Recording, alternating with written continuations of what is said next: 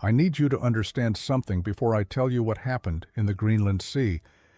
These were men who had spent decades on the water. They knew storms that could flip a trawler in 30 seconds.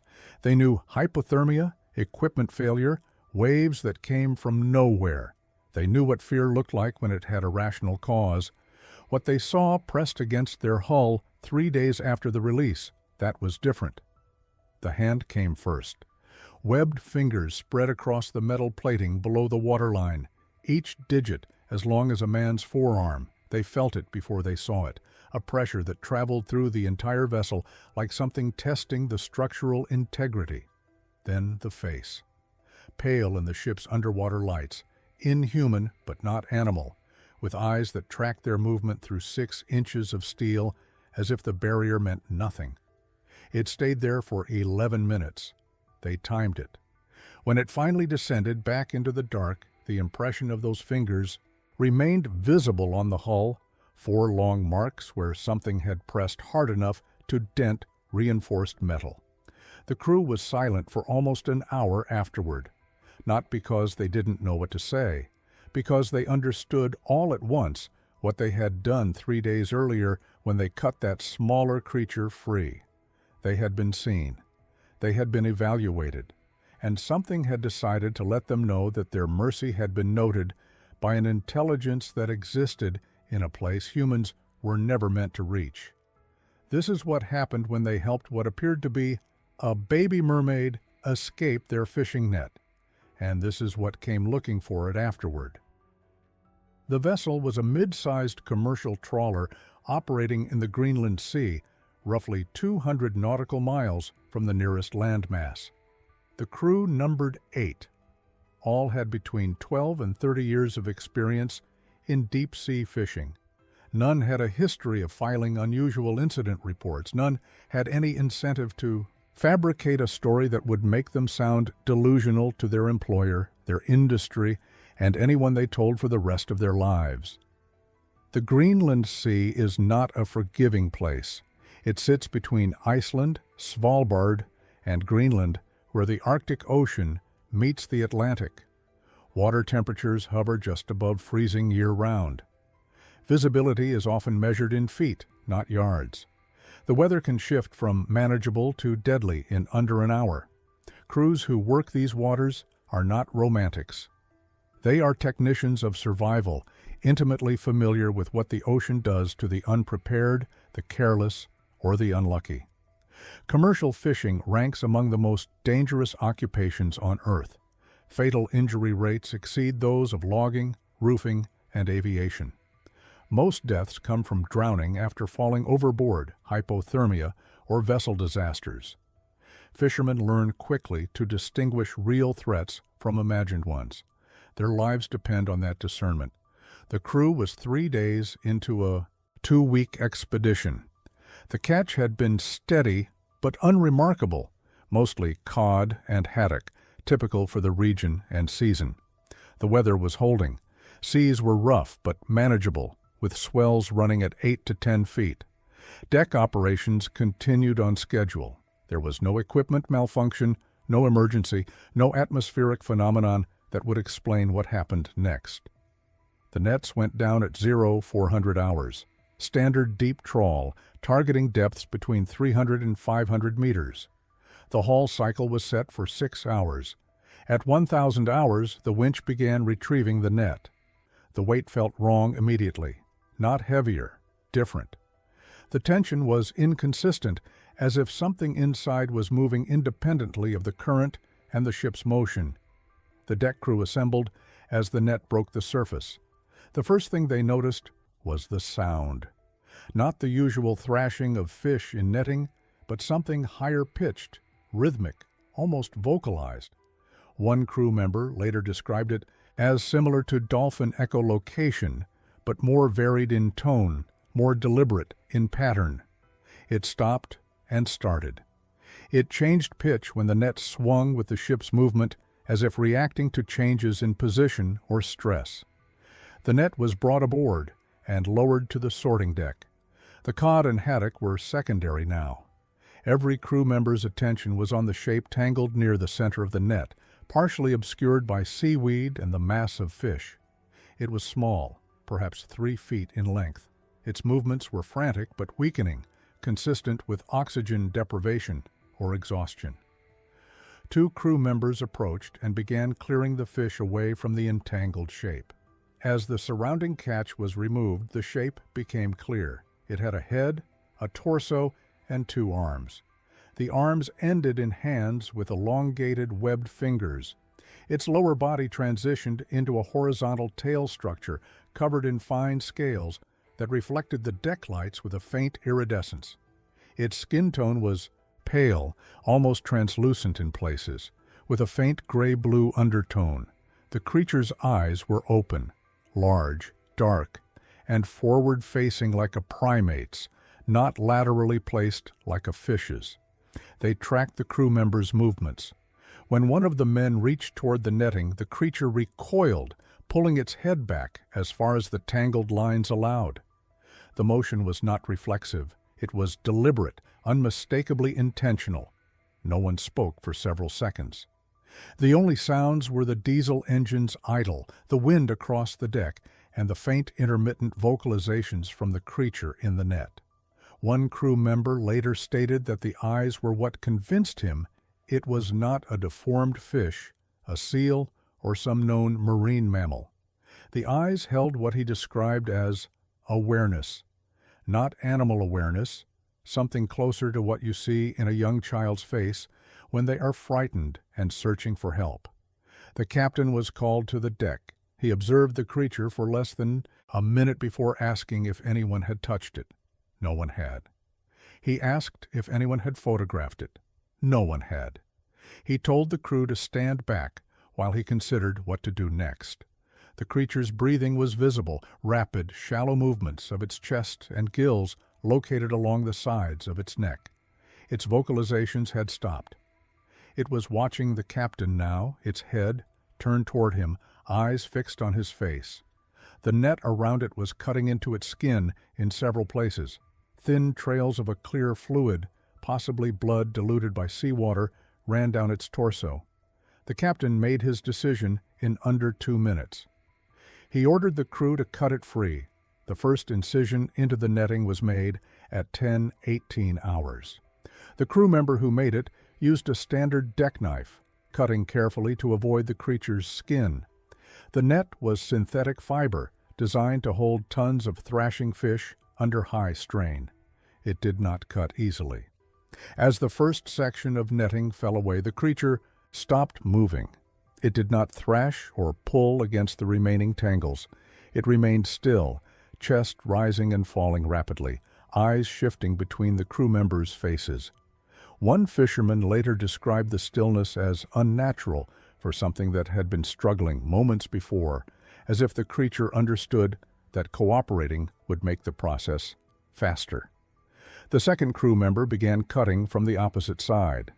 The net had twisted during retrieval, wrapping multiple layers around the creature's tail and midsection.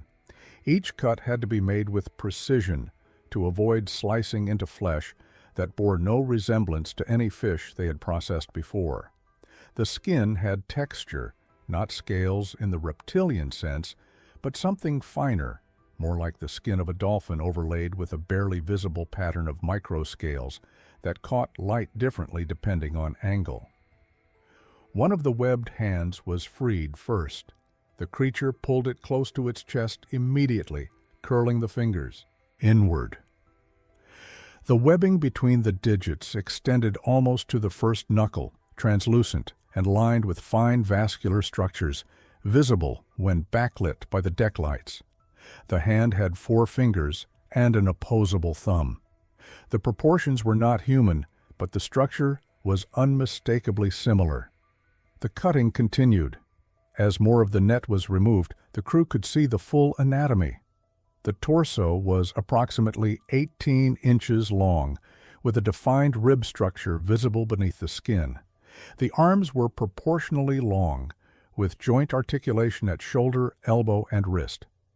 The transition from torso to tail occurred at what would be the hips in a human body, but there was no clear dividing line. Skin and flesh gradually gave way to denser, more muscular tissue covered in the fine scale pattern.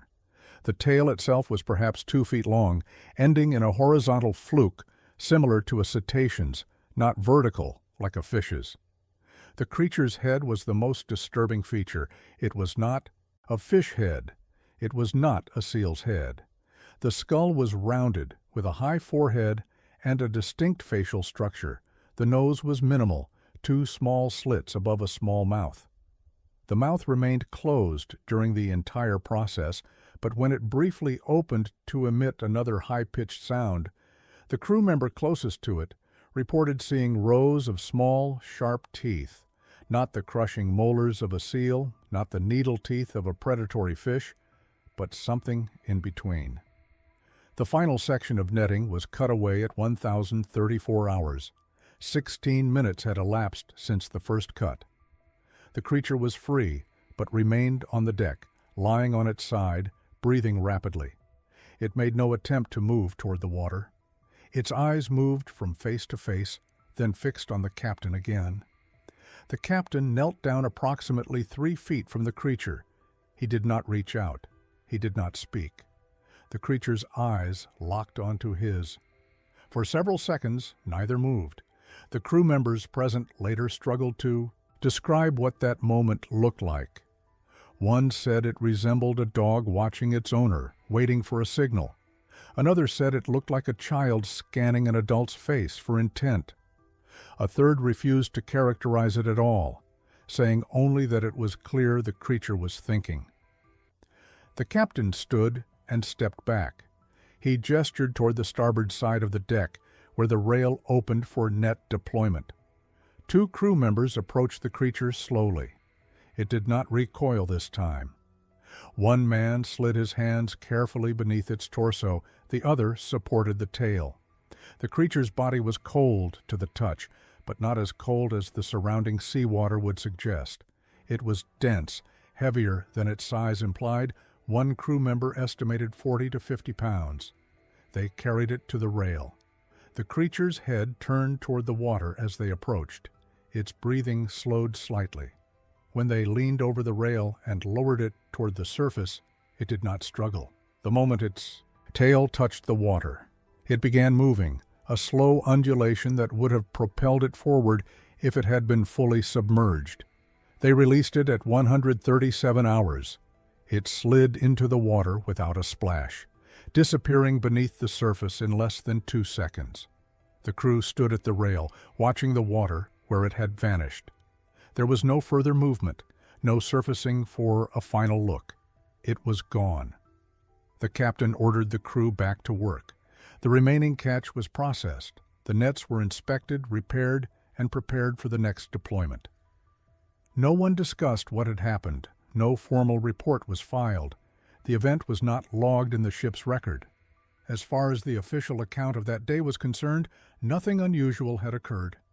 But the net went back down 4 hours later than scheduled, and when the crew gathered for the evening meal, no one spoke. They couldn't look away. The creature lay tangled in the netting, chest heaving with visible effort. Water streamed from its body onto the deck, pooling around the coiled ropes and fish scales. It wasn't thrashing anymore. It had gone still in the way trapped animals sometimes do when they realize struggle only tightens the bonds. One of the crew members moved closer, boots scraping against the wet deck. The creature's head turned toward the sound. Its eyes were enormous, dark and liquid, set in a face that shouldn't exist, but did. The upper half of its body resembled a human child, narrow shoulders, a defined torso, arms that bent at recognizable joints. But the proportions were wrong. The torso was too streamlined, too hydrodynamic. The skin was smooth and gray, without the texture of human flesh, closer to the skin of a dolphin or porpoise. The arms ended in hands, not fins, not flippers, hands, with 4 elongated fingers connected by translucent webbing that caught the light like wet silk. The fingers flexed against the netting, not randomly but with apparent purpose, trying to free itself. Below the waist, the body transitioned into something entirely aquatic. The tail was muscular and tapered, covered in fine scales that shifted between gray and silver, depending on how the light struck them. A horizontal fluke spread at the end, delicate and perfectly designed for propulsion through water, but it was the face that held them. The features were flattened, adapted for an existence underwater. No visible nose, just two small slits that opened and closed with each breath. The mouth was wider than a human's, lipless, revealing rows of small pointed teeth when it opened to emit another high-pitched sound, not a scream. Something more complex, a vocalization that rose and fell in distinct patterns, almost like language. The eyes blinked, slowly, deliberately. One of the fishermen swore under his breath. "It's looking at us," another said. "It knows we're here." The creature made the sound again, higher this time, more urgent. Its webbed hand gripped the netting and pulled, and the gesture was so unmistakably intentional, so clearly an attempt at communication, that several men stepped back. "What the hell is it?" someone asked. No one answered because there was no answer. The ocean contains mysteries, bioluminescent organisms that look alien, deep-sea fish with nightmare anatomies, creatures science only discovered in the last few decades. But those things, however strange, fit within known categories. Fish, invertebrates, mammals that evolved to return to the sea. This fit nothing.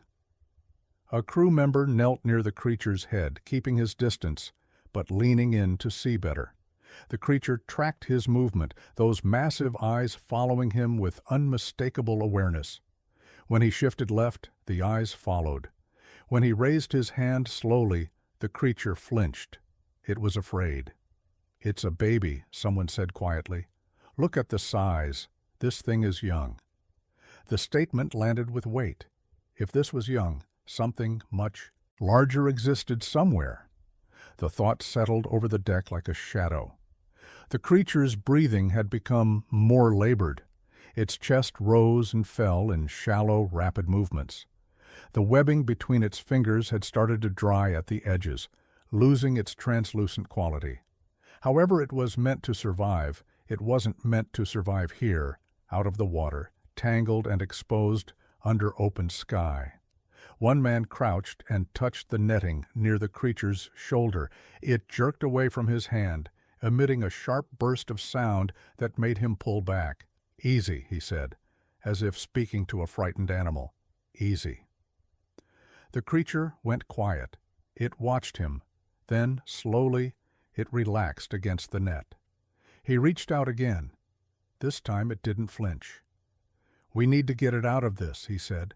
"It's suffocating." No one argued.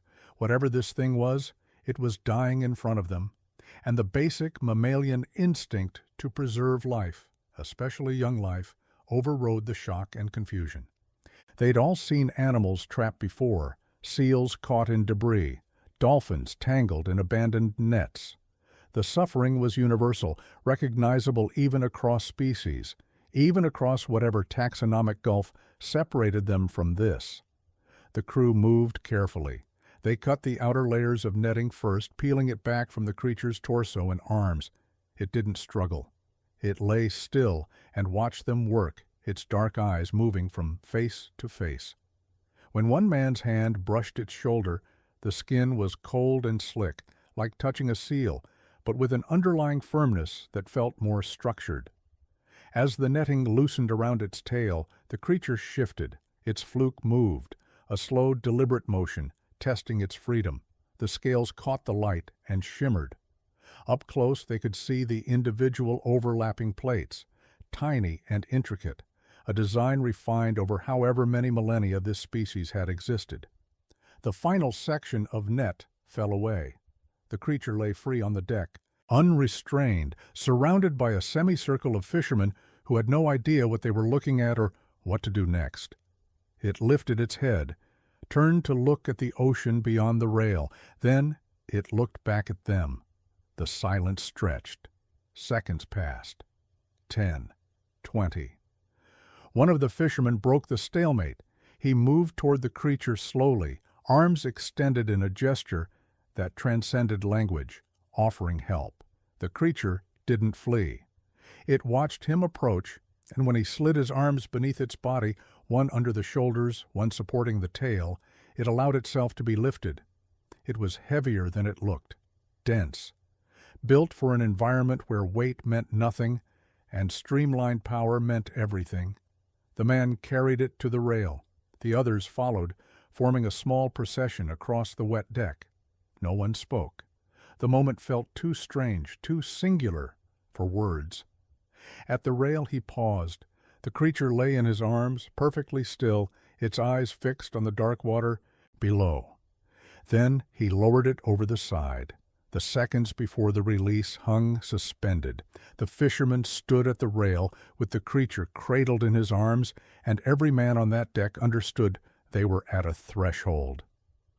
What happened in the next few moments would define the story they carried for the rest of their lives. Wait.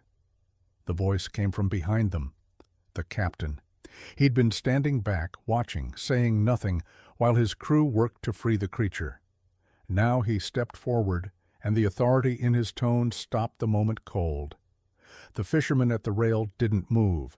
The creature remained balanced in his grip, half extended over the water. "Do you understand what this is?" the captain said. No one answered. "This is proof," he continued. "Proof of something the world doesn't believe exists. You put that thing back in the water and it's gone. No evidence, no second chance, just a story nobody will believe." The words were true. They all knew it. A creature like this, if documented, if brought to port, if presented to scientists, would rewrite textbooks. It would validate myths that had persisted for thousands of years across every seafaring culture on Earth. It would prove that the ocean still held secrets that rivaled anything in the fossil record. "We could be rich," someone said quietly. "This thing, museums, research institutions, governments, they'd pay anything." The fisherman at the rail tightened his grip. The creature made a sound, soft, almost inquisitive. "It's dying," the fisherman said. "You can see it. It's been out of the water too long." "Then we get it into a tank," the captain said. "We keep it alive long enough to get to shore. We figure it out." "A tank." The fisherman's voice was flat. "You want to put this in a fish tank. I want to not throw away the discovery of the century because we felt sorry for it." The creature shifted in the fisherman's arms. Its webbed hand gripped his sleeve, and the gesture was so clearly intentional, so undeniably conscious, that several men looked away. "It's not a discovery," the fisherman said. "It's alive." "So are fish," the captain shot back. "We kill them by the ton. That's the job." "Fish don't look at you like that." The captain stepped closer. "You think it matters? You think this thing cares about you? It's an animal. A strange one, sure, but an animal. You're projecting." The fisherman turned his head, meeting the captain's eyes. "Am I?" The captain didn't answer. Below the rail, the ocean moved in slow swells. The water was dark, nearly black, holding its secrets the way it always had. If the creature went back, it would disappear into that darkness in seconds.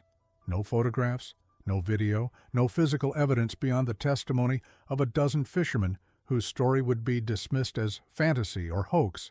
But if they kept it, the thought carried weight, not just wealth, though that was real, not just fame, though that would follow. The weight came from something deeper, the human need to possess mystery, to capture it, to pin it down, and study it, and strip away its power by making it known. They'd be the ones who brought a mermaid to land. The creature made another sound, longer this time, a sequence of rising and falling tones that echoed off the water, not random, not animal panic. It sounded like calling. One of the crew members grabbed the captain's arm. "Did you hear that?" "I heard it." That doesn't sound like an animal." The captain pulled free. "It doesn't matter what it sounds like, we're not putting it back." The fisherman at the rail looked down at the creature in his arms. Its eyes were half closed now, the translucent inner lids sliding across the dark irises. Its breathing had become shallow again. The webbed hand still gripped his sleeve, but the grip was weaker. He thought about his daughter, 7 years old, terrified of the dark. He'd spent hours reassuring her that nothing was hiding in the shadows, that she was safe, that he wouldn't let anything hurt her. Every parent makes that promise. This creature had a parent somewhere. The certainty of that thought landed with absolute clarity. Somewhere in the vast cold ocean surrounding them, something larger had given birth to this, had raised it, had taught it to hunt or communicate or survive in whatever way its species survived. And that parent would search for it, would call for it, would find only silence. "It's someone's child," the fisherman said. The captain's expression hardened. "It's not a person." "No." The fisherman looked at him. "But we are." The rail was cold against his thighs. The creature was dying in his arms, and the ocean was right there, a few feet below, dark and ready to receive it back. He lifted the creature higher. "Don't," the captain said. It wasn't a request. The fisherman didn't look at him. He looked at the creature, its eyes opened fully, focusing on his face with an intensity that felt mutual. Recognition passing between two conscious beings in the handful of seconds before separation. "I'm sorry," the fisherman said. He didn't know if he was apologizing for the nets, for the terror, for the men behind him arguing to keep it captive, or for the fact that he'd never know what happened to it after this moment.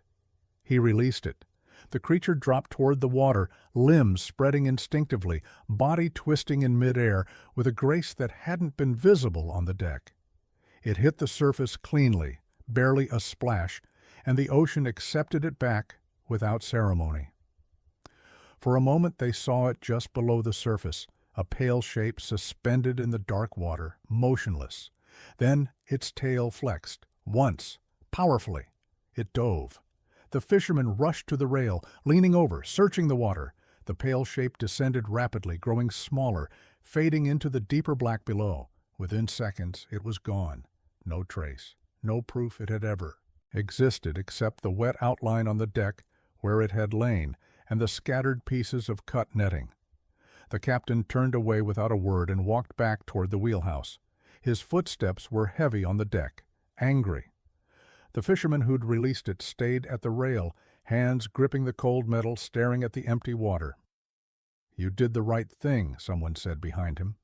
He didn't respond. He didn't know if it was the right thing. He only knew it was the thing he could live with. The boat's engine rumbled to life. They'd continue the run, fill the holds, return to port with their catch and their impossible story. The ocean rolled beneath them, dark and indifferent, keeping its secrets as it always had, as it always would. They cut the nets in silence. No one spoke as they worked the blades through the tangled nylon, peeling away each strand with a care they had never shown before. The creature watched them. Its chest rose and fell in shallow, rapid movements. The large dark eyes tracked their hands, following each motion with an intensity that felt deliberate, aware. Captain Anderson knelt beside it, his knife working through the heaviest section of netting wrapped around the tail. He had gutted thousands of fish in his 40 years at sea. His hands knew how to work a blade without thought, how to separate flesh from bone with mechanical efficiency. But now those same hands trembled. He could feel the creature's pulse through the net, could see the translucent membranes between its fingers flexing as it tried to free itself. The tail was different from anything he had seen. Not rubber, not costume material, not the smooth skin of a dolphin or the rough texture of a shark. It was scaled, yes, but the scales were small, almost invisible, until the light caught them at the right angle. They shimmered between gray and green, and something close to silver. The flukes at the end were horizontal like a whale's, not vertical like a fish's, and they moved with muscular precision when the creature shifted its weight. "Almost there," Anderson said, not sure if he was speaking to the crew or the thing beneath his hands. The last strand came free. The creature didn't move immediately. It lay on the deck for 3, maybe 4 seconds, long enough for Anderson to wonder if it was injured, if the nets had done damage they couldn't see. Then it pushed itself up on those webbed hands, arms straightening with surprising strength, and looked directly at him. He would spend years trying to describe that moment. The eye contact wasn't like locking eyes with an animal. There was no wild panic, no instinctive fear response. The creature's gaze was steady, assessing. It studied his face the way a person might study a stranger who had just pulled them from a fire, with recognition of intention, if not full understanding. Then it turned and slid across the deck toward the edge of the boat. The movement was wrong for a fish, too fluid, too controlled. It didn't flop or thrash. It pulled itself forward, using its arms, the tail propelling it in smooth, powerful thrusts. Within seconds it reached the gunwale. For one heartbeat it paused there, balanced on the edge, half its body still on the deck. It looked back, not at the deck, not at the nets, but at the men. Its head turned, those dark eyes swept across the 5 of them standing frozen in a semicircle, and then without a sound it rolled sideways and disappeared into the water. The splash was smaller than expected, then nothing. Just the low hum of the idling engine and the slap of small waves against the hull. Anderson moved to the rail and looked down. The water was gray-green and murky, visibility maybe 6 feet on a good day. He could see nothing but the vague shadows of their own hull disappearing into the depths. The creature was gone as completely as if it had never existed. "Did that just happen?" Erickson's voice came from somewhere behind him, quiet and hollow. No one answered. What answer was there? They had all seen it. They had touched it. Anderson could still feel the strange coolness of its skin on his palms, could still see the rise and fall of its chest, the intelligence in its eyes. But already his mind was beginning to question, to search for explanations that made sense within the framework of the world he understood. Maybe it was a seal, some species with a rare deformity. Maybe the face that looked so human was a trick of pareidolia, his brain finding patterns where none existed. Maybe the hands were flippers that only seemed to have fingers, the torso only appeared humanoid because of the angle and the light and the sheer strangeness of hauling it from the net. "We don't talk about this." The captain's words were not a question. "Not to the company, not to other boats. We caught cod today, that's all." The crew nodded. Anderson knew they would agree to anything in that moment, just to put an end to the wrongness hanging in the air between them. They were men who dealt in weights and numbers, in tonnage and coordinates. This thing had no place in their reality, and the easiest solution was to pretend it never entered. They returned to work in silence.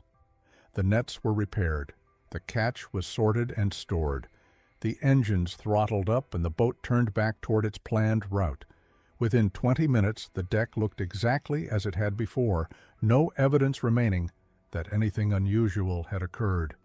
But the silence was different now, the kind that settles over people who have shared an experience they cannot name. They moved through their tasks with mechanical precision, not speaking except when necessary, each man alone with his thoughts and his doubts. Anderson stood at the helm and tried to convince himself it was over. They would finish the run, return to port, and eventually this would become one of those stories fishermen tell when they've had too much to drink, the kind that starts with, "You won't believe what I saw once," and ends with everyone laughing because, of course, no one believes it. He checked the instruments. Depth sounder reading normal, radar clear. GPS tracking their position without deviation. Everything exactly as it should be. The story was over. It had to be. The sun broke through the cloud cover for the first time in 3 days, throwing pale light across the deck. Anderson took it as a sign, the universe returning to its normal rhythm, the world making sense again. He allowed himself a full breath, the first since they'd hauled up the nets. His shoulders dropped half an inch. The tightness in his chest loosened. Around him he could see the crew doing the same, Erickson rolling his neck, Nielsen wiping his palms on his pants for the 4th time. Jensen finally meeting someone's eyes instead of staring at the deck. "Coffee's ready?" Nielsen's voice cracked slightly on the first syllable, but he cleared his throat and tried again. "Anyone want coffee?" It was such a normal question, such a perfectly ordinary thing to ask on a fishing boat in the middle of a shift. They seized on it with a desperation that would have been funny under any other circumstances. "Yeah, black." Erickson was already moving toward the cabin. The others followed, filing inside with the unspoken agreement that putting walls between themselves and the open water might help restore some equilibrium. They sat around the small table in the galley, hands wrapped around mugs, not drinking so much as holding something solid and warm and real. For several minutes, no one spoke. The boat's engines thrummed beneath them, familiar and rhythmic. The radio crackled with distant chatter from other vessels, the mundane exchanges of position reports and weather observations. "My cousin saw a giant squid once," Jensen said finally. 40 years ago. Said it came up beside the boat and just sat there on the surface, watching them. Thing was massive. Had eyes the size of dinner plates. It was an offering, a way to reframe what happened into something explainable. Strange sea creatures existed. The ocean was full of them. Giant squids were real. Colossal squids were real. New species were discovered every year. Therefore, what they saw could be explained. Had to be explained. "Yeah," Erickson said, latching onto the thread. "And what about those fish they found off Japan? The ones with the weird faces?" "Blobfish," Nielsen offered. "Saw a picture once. Looked almost human when you brought it up from depth. Something about the pressure change." They were doing it, assembling a rational framework, piece by piece. Deformed seal, deep-sea fish brought to the surface, the mind playing tricks under stress and poor visibility. Any of these explanations were more plausible than the alternative.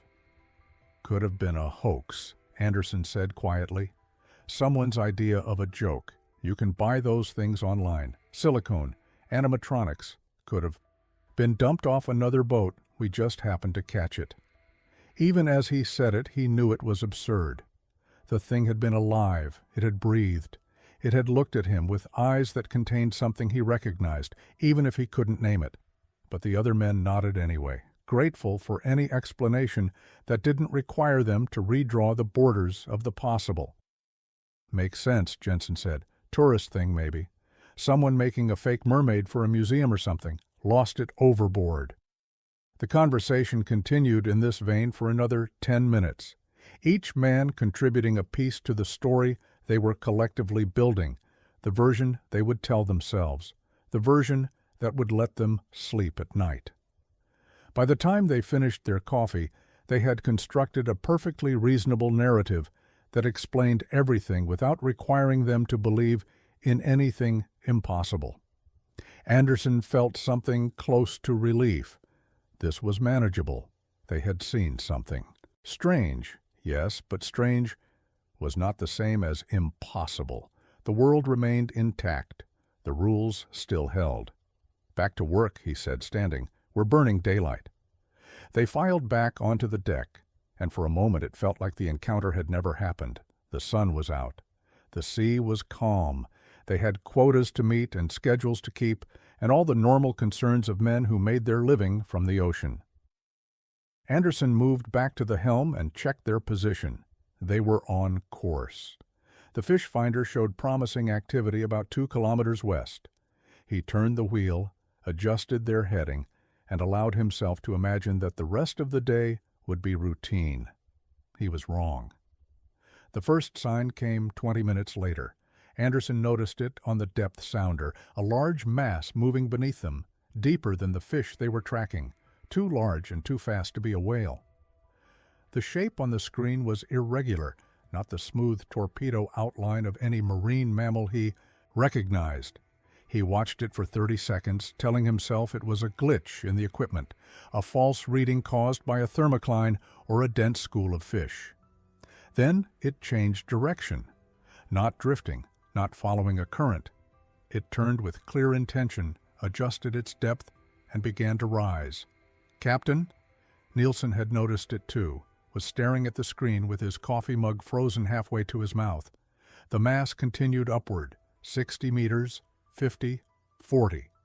Moving faster now, ascending in a controlled spiral that brought it closer to their hull with each rotation. Anderson's hand found the throttle. Every instinct told him to gun the engines, to put distance between the boat and whatever was coming up from below. But he didn't move. He couldn't, because even as his rational mind searched for explanations, submarine, submersible, some kind of equipment malfunction, another part of him already knew. They hadn't saved a lost creature and sent it home. They had touched something that belonged to someone.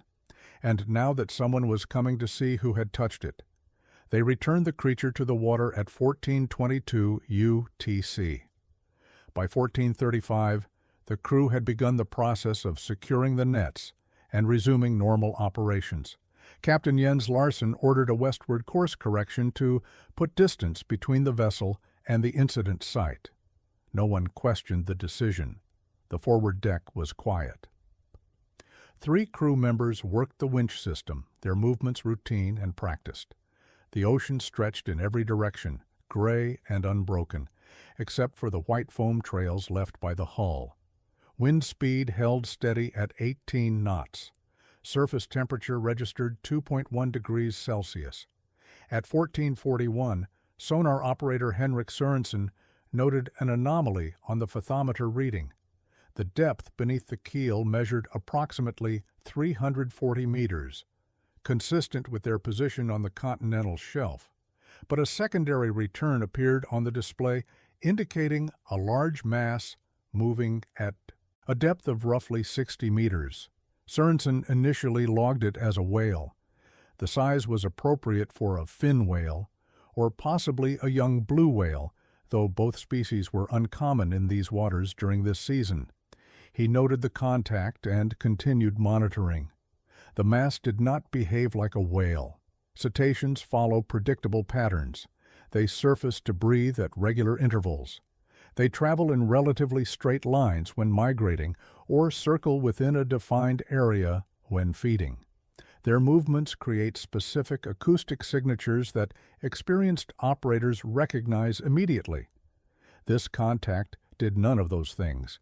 It moved in a wide arc beneath the vessel, completing a full circle in approximately 4 minutes. Then it completed another circle, this time closer. The pattern was deliberate. Sørensen called the captain to the sonar station at 1449. Larsen studied the display for 90 seconds without speaking.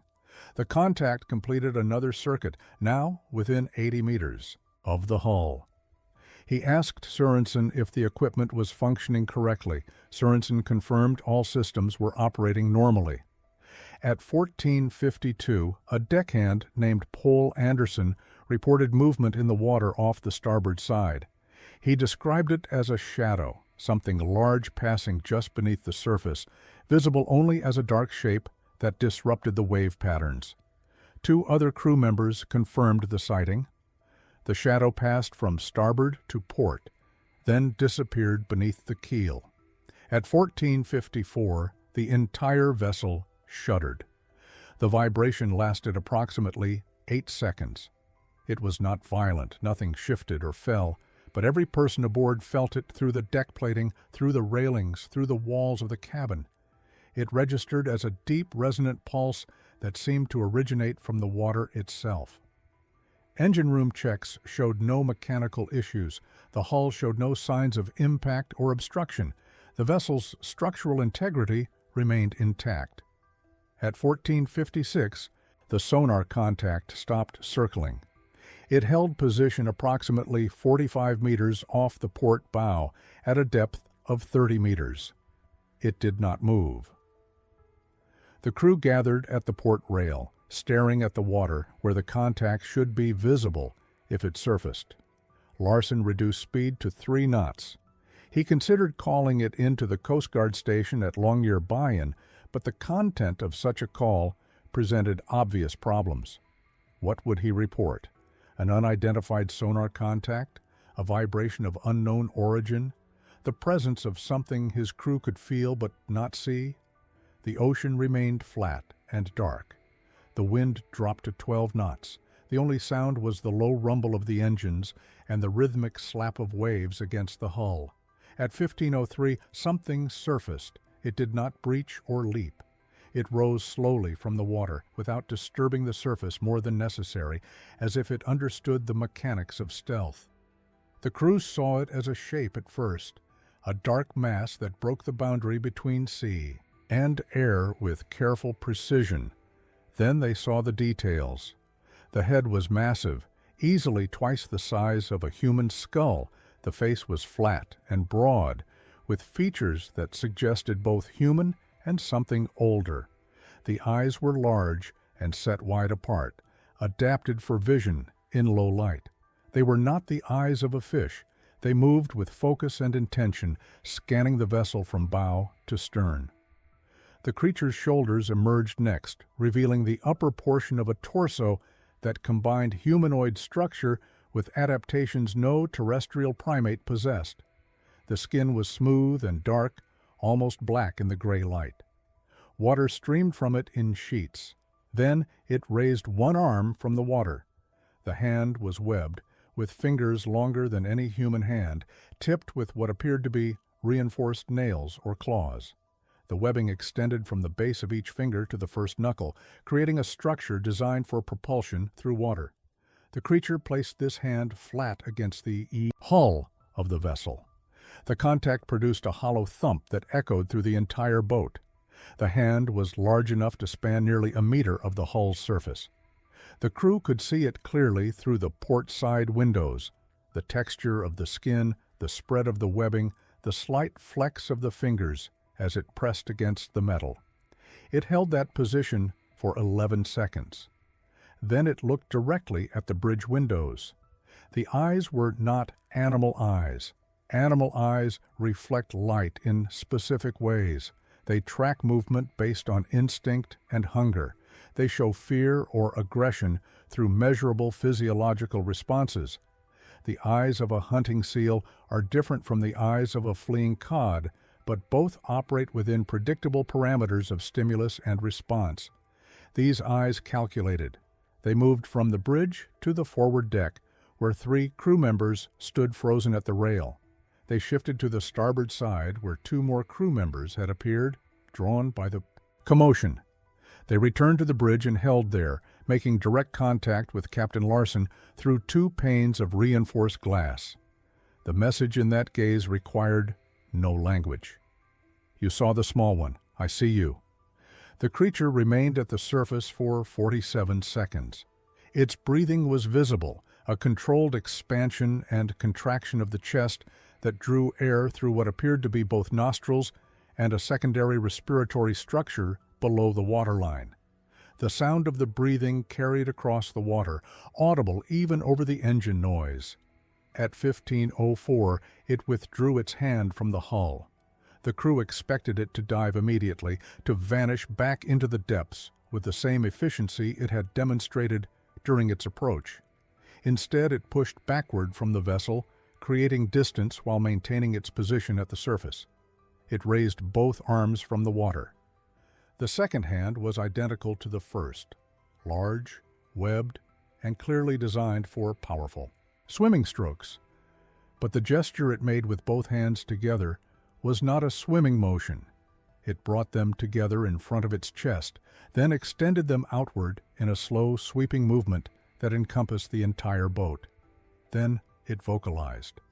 The sound was low frequency, felt more than heard. It resonated in the same register as the vibration that had shuddered through the hull minutes earlier. But this time, it carried structure. It was not random. It was not a whale song or a seal's bark or any acoustic signature in any marine biology database. It was communication. The creature held the vocalization for approximately 6 seconds, then fell silent. It waited as if expecting a response.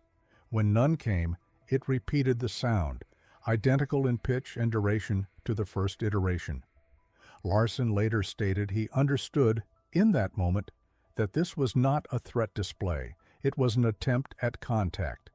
The creature completed the vocalization a third time. Then it tilted its head in a gesture that was disturbingly human, a physical question mark, an expression of expectation that something in its audience would recognize what it was doing. No one on deck moved or spoke. At 15:06, the creature dove. The dive was not abrupt. It bent forward at the waist, raised its tail section clear of the water for the first time, and descended in a smooth arc that barely disturbed the surface. The tail was not scaled like a fish. It was built more like the fluke of a whale, but segmented and flexible in ways no cetacean tail could match. Sonar tracked its descent to 60 meters, then 90, then 140. At 180 meters, it leveled off and resumed a circular pattern around the vessel. The pattern was wider now, an orbit with a radius of approximately 200 meters. It completed 2 full circles, then stopped. The contact held position directly beneath the keel at a depth of 195 meters. At 15:12, a second sonar contact appeared. This one registered smaller, comparable to the size of the creature the crew had released from the nets 40 minutes earlier. It approached from the northeast at a depth of 110 meters, moving rapidly toward the vessel. The two contacts converged at 15:14. They held position together directly beneath the boat for 93 seconds. Then both contacts descended rapidly, dropping below the effective range of the sonar system. By 15:17, the display showed only the empty water column and the seafloor 340 meters below. The ocean was silent. Larson maintained position for another 20 minutes, waiting for the contacts to reappear. The crew remained at their stations, staring at the water, at the sonar display, at each other. No one suggested resuming the fishing operation. At 15:39, Larson ordered a course change to the northeast and increased speed to 12 knots. The vessel departed the area without incident. The sonar contacts did not return. The hand appeared first, not breaking the surface, just visible beneath. It, palm pressed flat against the hull about 3 feet below the waterline. The fingers were twice the length of a human hand, webbed with translucent membrane that caught the light filtering down through the Greenland Sea. The skin was mottled gray-green, textured like a seal's, but with an underlying musculature that suggested strength far beyond any marine mammal. Captain Erickson saw it when he leaned over the starboard rail, trying to locate the source of the sonar anomaly. He didn't speak for several seconds, just stared at that impossible hand, watching the fingers spread wider, as if testing the boat's structural integrity. When he finally called to the others, his voice came out strangled. The crew gathered along the rail, 6 men, all with decades of experience in these waters, all staring down at something that rendered that experience meaningless. The hand moved, traced along the hull toward the stern with deliberate slowness, as though the creature was measuring the vessel, learning its dimensions. The webbing between the fingers rippled with the motion, and they could see now that each fingertip ended in something that wasn't quite a nail and wasn't quite a claw, something in between, dark and curved. Then the head emerged, not breaching the surface like a whale, just rising until the eyes cleared the waterline about 20 meters off the stern. The face was wide, broader than any human's, with a flat nose that was more nostril than structure. The mouth was closed, but they could see its width extended far beyond where a human jaw would end. The skin had the same mottled texture as the hand, pulled tight over heavy bone structure that suggested a skull built to withstand crushing pressure. But it was the eyes that paralyzed them. Large, perhaps 3 times the size of human eyes, and set wide apart on that broad face. The color was difficult to determine through the water and failing light, somewhere between gray and amber. But the intelligence in them was unmistakable. This was not the vacant stare of a fish or the simple awareness of a seal. This was focused, analytical attention. The creature was studying them with the same intensity they were studying it. Johansson started backing away from the rail. His movement seemed to trigger something. The creature sank slightly, and they saw more of it. The slope of powerful shoulders, the suggestion of a massive torso that continued down into darkness. It was at least twice the size of the infant they'd released, perhaps larger. The proportions were similar, but the scale was overwhelming. It began to circle. The movement was visible in the water, a disturbance that moved around the boat with mechanical precision, maintaining the same distance, the same depth. Every 30 seconds or so, the head would rise again, those enormous eyes tracking the crew as they hurried from rail to rail, trying to keep it in sight.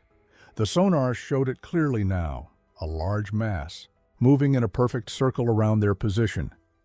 But the size reading kept fluctuating. 6 meters, 8 meters, 10, as if the equipment couldn't decide what it was seeing, or the creature's density was unlike anything in the system's database. Captain Erickson ordered the engines started. The diesel rumbled to life, and for a moment they thought the sound might drive it away.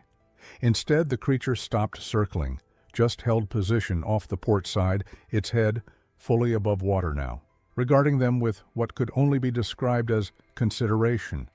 That's when they heard it, a sound that came through the hull, through the water, through their chests. Not the clicking of dolphins or the song of whales. Something deeper, more resonant. A series of low-frequency pulses that made the deck vibrate beneath their feet. The sound had structure, rhythm, and repetition that suggested language, or at least intentional communication. It lasted perhaps 15 seconds. Then silence. The creature sank slowly, its eyes never leaving the boat until the water closed over them. The sonar showed it descending, 20 meters, 40, 60, until it merged with the background noise of the deep ocean and vanished from their instruments entirely. They waited. No one spoke.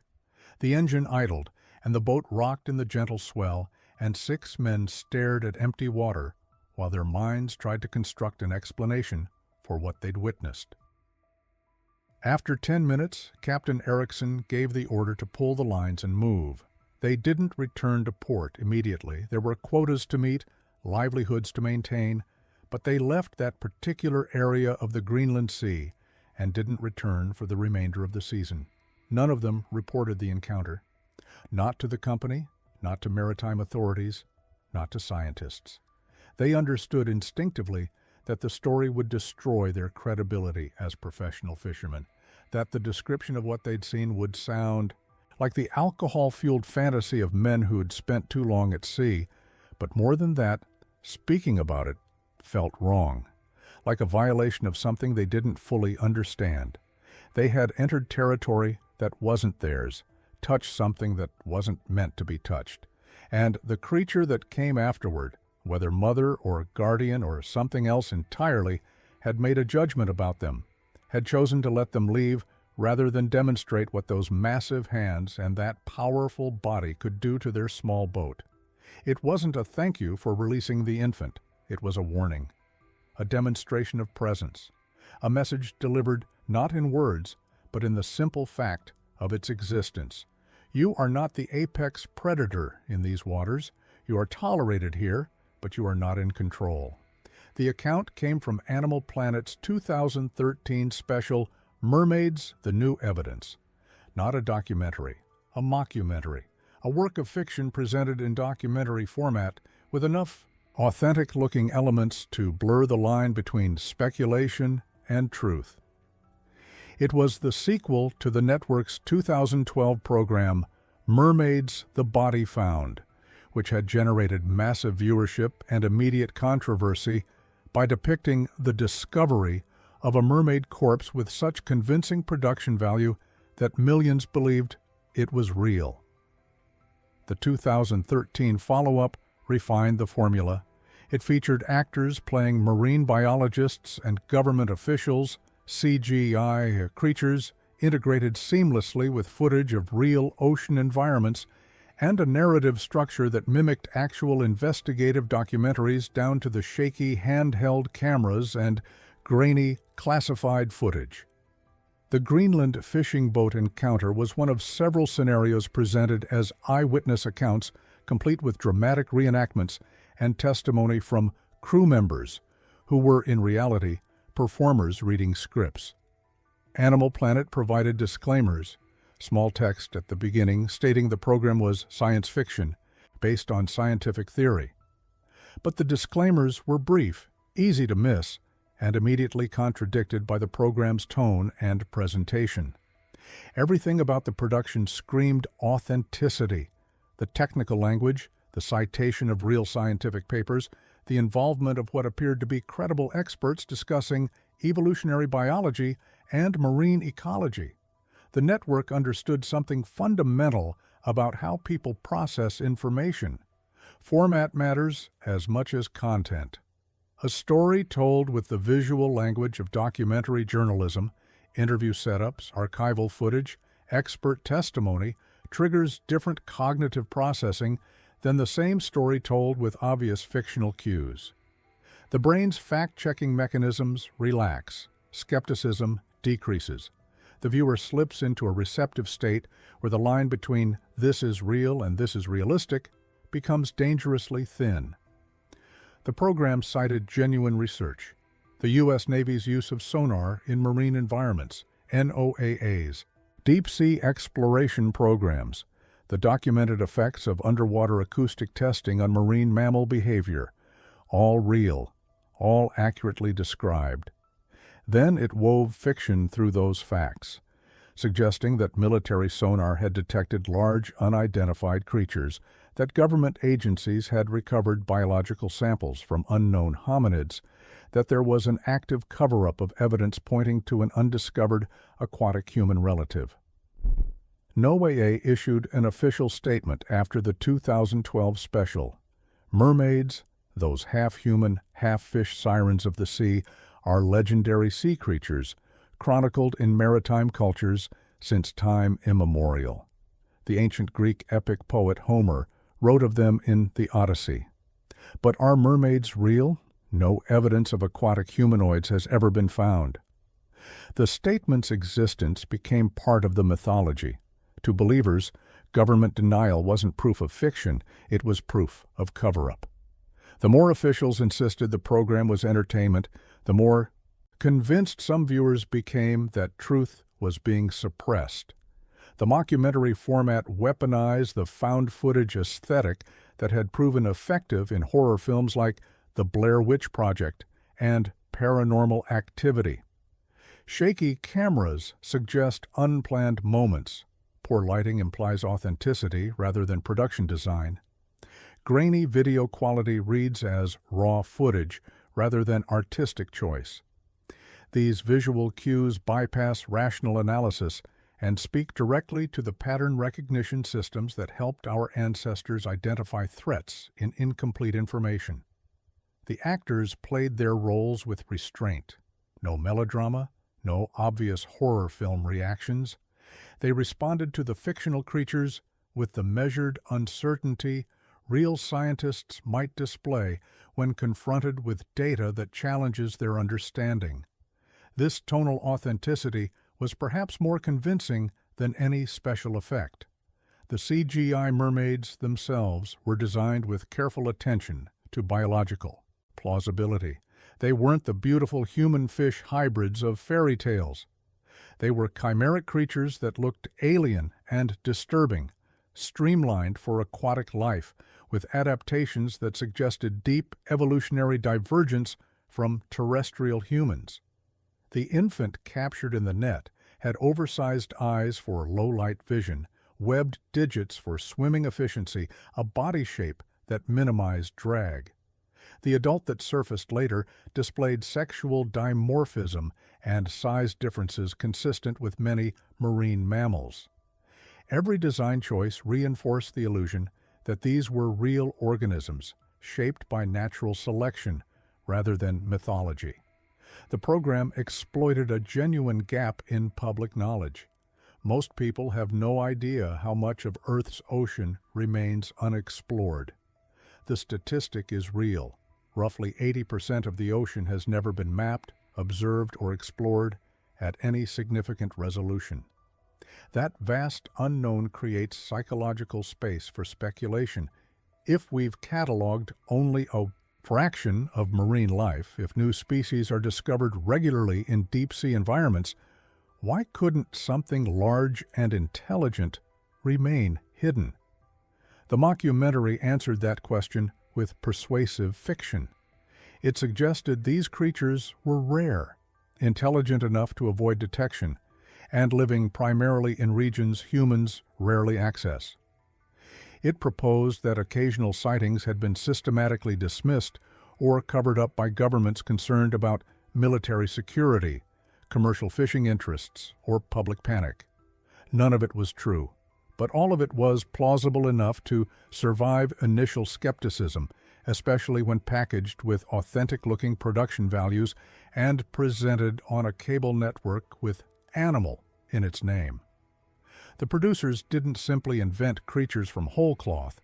They weaponized a real scientific theory, fringe, controversial, but real enough to blur the line between speculation and documentary. The aquatic ape hypothesis proposes that early human ancestors went through a semi-aquatic phase millions of years ago.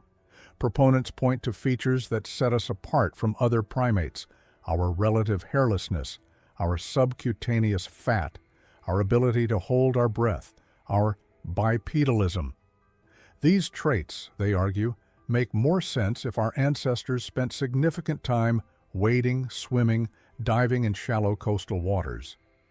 Mainstream evolutionary biology has largely rejected this theory, but it exists in published papers, in academic debates, in the gray zone between dismissed and disproven. The mockumentary exploited that gray zone mercilessly. It took the hypothesis and extended it down a different branch of the evolutionary tree. What if not all aquatic hominids returned to land? What if some populations adapted further, developing more pronounced aquatic features over millions of years? Suddenly, mermaids weren't magical beings. They were a theoretical, undiscovered species with an evolutionary pathway sketched in just enough scientific language to sound plausible. The program featured real footage of marine environments, real discussions of human evolution, real scientists discussing real theories, then wove fictional creatures seamlessly into that framework. This account, fictional as it was, connected to something far older than television's special effects. The fisherman's encounter, a small, vulnerable creature, then a massive protective presence emerging from the depths, mirrors stories told for thousands of years across dozens of cultures. The Greek sirens weren't Disney mermaids. They were predators whose songs drove sailors to destruction. The Scottish selkies could shed their seal skins and walk on land, straddling two worlds with unsettling ease. Slavic rusalki were water spirits who drowned men, particularly those who had wronged women in life. These weren't tales of beauty and romance. They were warnings about beings that lived in a realm humans could only visit briefly, creatures that understood the water in ways we never could, intelligences that might view us as intruders or prey. The Greenland encounter, whether you believed it or not, tapped directly into that ancient template. A creature more adapted to the ocean than we could ever be, eyes that suggested intelligence and judgment. A parent protecting its young from what it perceived as a threat. The story worked because it transformed folkloric dread into something that felt documented, witnessed, recent. The National Oceanic and Atmospheric Administration published a statement on their website following the broadcast. The title was direct, "Are Mermaids Real?" The answer, according to NOAA, was unambiguous. No evidence of aquatic humanoids has ever been found. The fact that a U.S. government agency felt compelled to issue an official denial of a television program speaks to the special's reach. Millions of viewers believed what they saw. The mockumentary format had worked too well, but the statement also revealed something else. In explaining why mermaids don't exist, NOAA had to acknowledge how much of the ocean remains unknown. Over 80% of Earth's oceans have never been mapped, observed, or explored. We have more detailed images of the Martian surface than we do of our own seafloor. The ocean is the last true wilderness on this planet.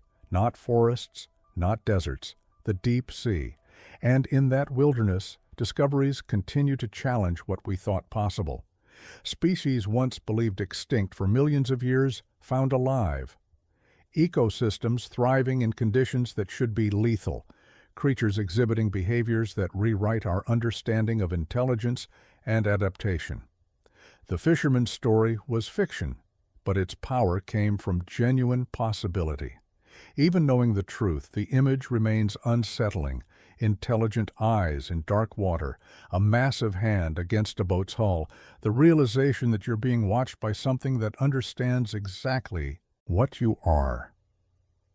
These stories persist because the ocean keeps its secrets better than any other place on Earth. And in a world where so much remains undiscovered in the depths below, absolute certainty is impossible.